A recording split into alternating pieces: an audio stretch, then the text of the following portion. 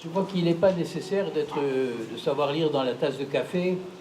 pour annoncer que la conférence de Montreux ne débouchera pas sur de véritables négociations entre l'opposition et le régime en place à Damas. Une fois rendues à Genève, dans le meilleur des cas, les deux délégations parleront peut-être entre elles, elles échangeront plus vraisemblablement des mots et des phrases par l'intermédiaire d'un honnête courtier, comme on disait du temps où on croyait encore à la réalité des pourparlers entre Israéliens et Palestiniens, mais elles entretiendront un dialogue dessous.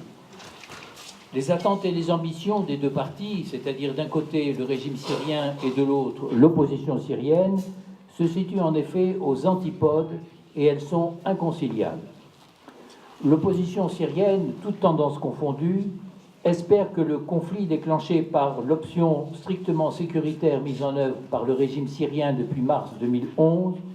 puisse déboucher, en dépit de la violence générée par la sauvagerie de la répression, sur un changement de système politique en Syrie. Les caractéristiques de ce nouveau système, un État démocratique, civil, pluraliste, égalitaire, respectueux des libertés et des droits de l'homme, sont connues de tous. De son côté, le régime syrien n'entend pas se laisser faire. Bachar el-Assad ne cédera pas la moindre parcelle du pouvoir, des prérogatives et des ressources que son père lui a transmis par héritage. Conscient de la faiblesse de sa légitimité et du caractère purement incantatoire de son nationalisme et de sa prétendue résistance à laquelle les Syriens ne croient plus, il ne peut se permettre aucune concession ni aucune véritable ouverture. Il ne peut autoriser l'apparition en Syrie d'un jeu politique ouvert et concurrentiel qui ne serait pas contrôlé par ses mukhabarat, parce qu'il sait que les Syriens, qui ne l'auraient jamais choisi s'ils avaient eu leur mot à dire en juin 2000,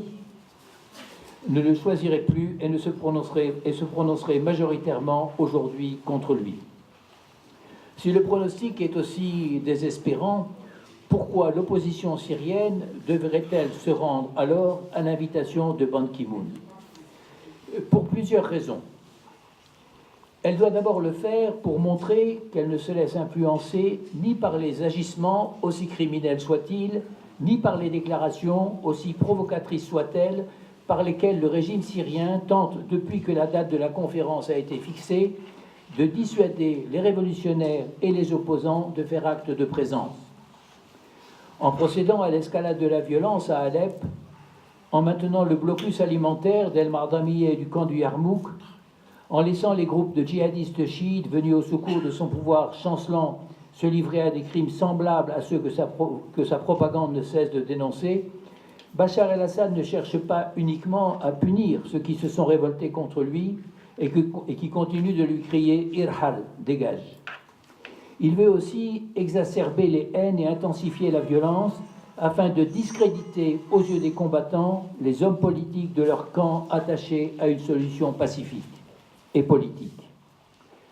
En demandant au ministre de son gouvernement d'annoncer qu'il sera candidat à sa propre succession en mai 2014, comme cela vient d'être fait, puisque le peuple le veut, comme si le régime baassiste avait un jour écouté le peuple syrien, en les laissant dire que ni Genève 2, ni Genève 3, ni Genève 10 ne résoudront la crise syrienne, comme on vient d'entendre Ali Haïdar le répéter, en leur suggérant d'affirmer que la solution a commencé et va continuer par le triomphe militaire de l'État, ou en les incitant à dire et à redire que la lutte contre le terrorisme est à la fois l'unique sujet et la condition essentielle à l'entame d'une démarche politique de règlement de la crise en Syrie, Bachar el-Assad joue délibérément la provocation. En réalité, et ceci est à prendre en compte, le régime est beaucoup plus inquiet que l'opposition de ce qui pourrait déboucher de la conférence de Genève. Alors que l'opposition n'a rien à perdre, puisqu'elle n'a rien entre les mains, et qu'elle peut donc espérer gagner quelque chose si elle s'y prend bien, Bachar el-Assad, lui, sait que tout compromis se fera à son détriment. S'il tente de faire croire à tout le monde que rien n'est plus urgent que de lutter contre le terrorisme, c'est pour détourner les attentions de ce qui reste malgré tout à ce jour la référence de base de la conférence, c'est-à-dire, comme la convocation de Ban Ki-moon l'a rappelé, le texte du communiqué de Genève 1 qui prévoit la mise en place d'une structure de gouvernement d'union nationale dotée des pleins pouvoirs exécutifs. Or, ces pleins pouvoirs devront nécessairement être pris et retirés à ceux qui en disposent aujourd'hui, c'est-à-dire à Bachar el-Assad et à son régime. Cette éventualité, vous le comprenez bien, est pour lui à ce point inquiétante qu'il est prêt à tout pour que, en renonçant à être présent et en laissant leur chaise vide, les opposants donnent à penser qu'ils ne sont plus demandeurs d'une solution politique, que la question du gouvernement d'union nationale ne se pose plus et qu'ils n'ont plus confiance que dans les armes porteuses d'un surcroît de victimes et de destruction. S'ils agissaient ainsi, les opposants lui rendraient un immense service. Il laisserait d'abord ses représentants affirmer, sans les contredire, conformément aux directives qu'ils ont reçues, que la seule question posée aujourd'hui par la situation en Syrie n'est ni le mode de fonctionnement du pouvoir, ni la participation des citoyens à la vie publique et à la décision, ni la mauvaise répartition de la richesse nationale, ni la captation des ressources par une minorité de privilégiés et de corrompus, ni même la situation humanitaire, mais elle serait la présence sur les territoires syriens de groupes terroristes islamistes. Il ne s'agit pas dans leur esprit de ceux qui parlent ainsi du côté du régime, des combattants du Hezbollah évidemment, qui sont en Syrie pour se battre contre Israël, à la manière de Bachar el-Assad, c'est-à-dire en tuant son propre peuple, ou pour aider les Palestiniens que le régime assassine lentement par la faim dans le camp du Yarmouk. Il ne s'agit pas davantage dans leurs esprits, quand ils parlent de terroristes islamistes,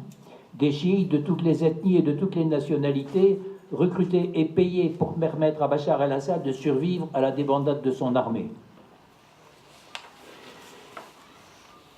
En ne se présentant pas à Montreux, les opposants laisseraient ensuite les délégués du régime affirmer, sans être contredits, que, au lieu de chercher à déstabiliser Bachar el-Assad,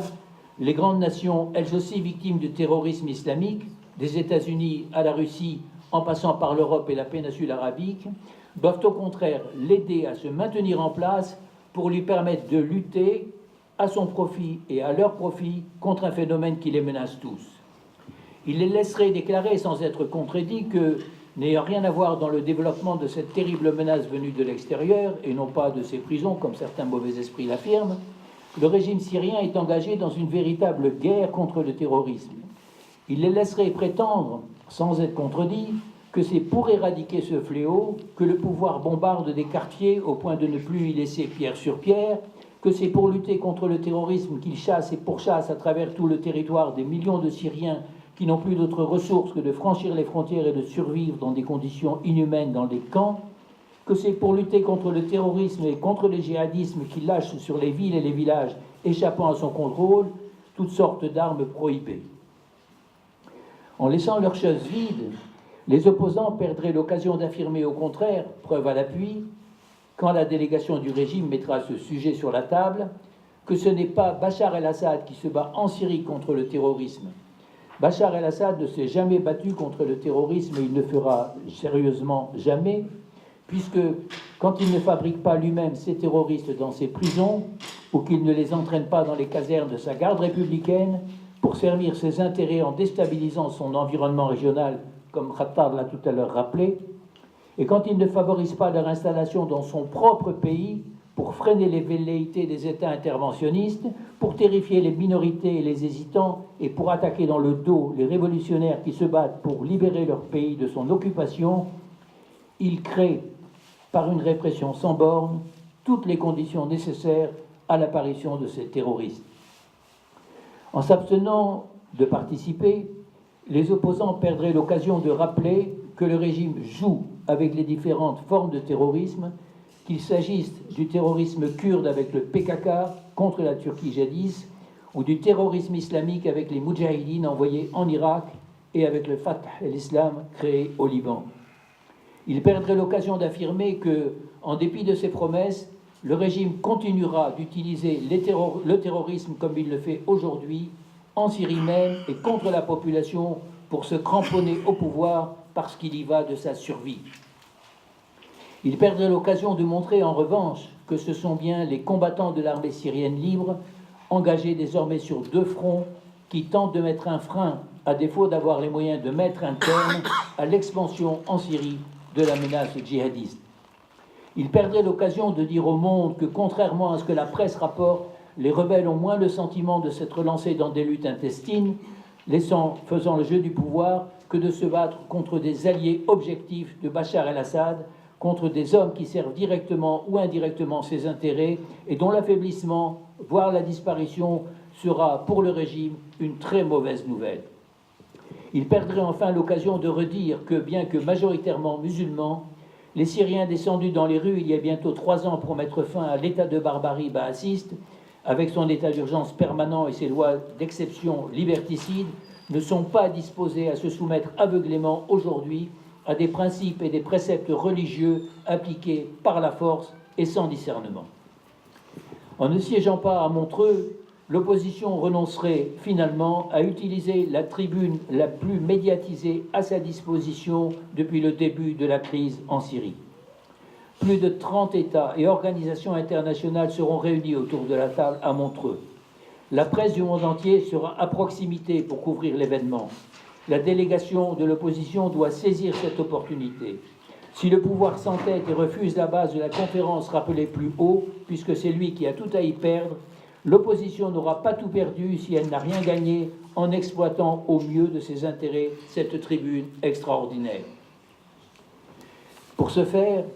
la coalition nationale des forces de la révolution et de l'opposition syrienne, qui n'est pas parfaite, loin de là, et qui est traversée par des courants, qui connaît des luttes d'influence dont les acteurs ne sortent certainement pas grandis, surtout en ce moment, mais qui a été reconnu comme le représentant de l'opposition par les États qui avaient besoin d'un interlocuteur unique et qui ne pouvaient pas le trouver à l'intérieur de la Syrie pour des raisons de sécurité évidentes,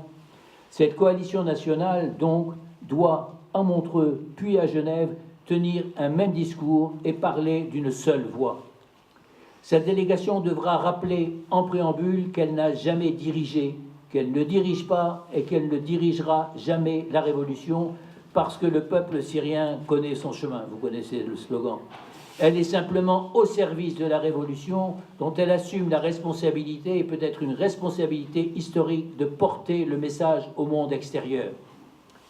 Elle ne devra pas avoir d'autre ambition en s'asseyant à la table de la conférence que de convaincre le citoyen et les gouvernements des États démocratiques, et peut-être des autres, que la révolution syrienne est un mouvement de libération légitime, que les moyens que cette révolution emploie sont également légitimes, que cette révolution se voulait pacifique, mais qu'elle a été contrainte de s'armer pour défendre les populations d'abord, pour hâter la fin de leur souffrance ensuite, que cette révolution n'a pas renoncé et qu'elle ne renoncera pas à faire des Syriens des citoyens libres, conscients de leurs devoirs et de leurs droits dans une nouvelle Syrie démocratique, et que la première condition de ce changement est la mise à l'écart du pouvoir de Bachar el-Assad et le démantèlement du système sécuritaire sur lequel il s'appuie pour imposer indéfiniment sa présence à la population. L'opposition devra donner l'image de l'extrême variété et donc de l'extrême richesse de la société syrienne, faite d'ethnies, de religions et de communautés différentes. Ce faisant, elle montrera à ceux qui refusent de l'admettre que la révolution n'est ni musulmane sunnite, ni confessionnelle, ni sectaire, mais qu'elle est syrienne. Et que s'il est vrai que certains fanatiques tentent aujourd'hui d'imposer aux habitants des régions qu'ils contrôlent par les armes un modèle de vie ou un type de société, la révolte actuelle de ces mêmes habitants atteste de leur conscience et de leur volonté de choisir eux-mêmes leur existence et leur destin. La coalition devra accueillir dans les rangs de sa représentation des hommes, mais aussi des femmes. Un détail, entre guillemets, auquel tous les États libres sont aujourd'hui sensibles, même quand ils peinent à le mettre eux-mêmes, ce principe d'égalité, à mettre en vigueur eux-mêmes ce principe d'égalité qu'ils exigent de leurs interlocuteurs. Ces hommes et ces femmes, d'ethnies et de confessions différentes, devront appartenir également à des courants politiques variés afin de montrer que l'aspiration à la démocratie n'est pas l'exclusivité d'un parti, d'un mouvement ou d'un rassemblement, mais qu'elle est partagée par l'ensemble de l'échiquier politique, de la gauche à la droite, des socialistes aux libéraux, des frères musulmans aux laïcs. Elle devra également tenir le langage et utiliser les mots qui permettront à ses auditeurs non seulement de comprendre son message, mais de sympathiser avec ceux qui le portent. Cela implique de renoncer aux formules agressives et aux invectives, qui apportent des satisfactions ponctuelles à ceux qui y ont recours, mais qui ont aussi pour effet de renforcer dans leur hostilité à leur égard ce qu'ils doivent ambitionner de gagner à leur cause. Elles devront enfin, cela va sans dire, mais cela va quand même mieux en le disant, rendre compte au plus vite aux Syriens dont elle aura été la voix de ce qu'elle aura fait et de résultats de sa participation. Seule la transparence lui permettra d'échapper aux reproches de ceux qui, en Syrie, ne voient aucun intérêt à s'engager dans un processus de négociation avec un régime agrippé au pouvoir, au point d'avoir tué sans doute à ce jour autour d'un demi-million de ceux sur lesquels il exerce son autorité. Ils se laisseront peut-être convaincre que si aller à Montreux et ensuite à Genève n'était pas une bonne solution, elle était quand même sans doute, en raison des opportunités qu'elle offrait à la Révolution de dire ce qu'elle était et ce qu'elle est, la moins mauvaise des solutions. Un dernier mot. L'opposition réclamait, avant de décider d'aller ou pas à Genève, que lui soient données des garanties. On la comprend. Mais aurait-elle moins de courage que les combattants qui, lorsqu'ils partent pour le front, savent que leur seule garantie de vaincre et de revenir vivants, c'est à la fois le courage qu'ils montreront et la solidarité qu'ils manifesteront au moment du combat.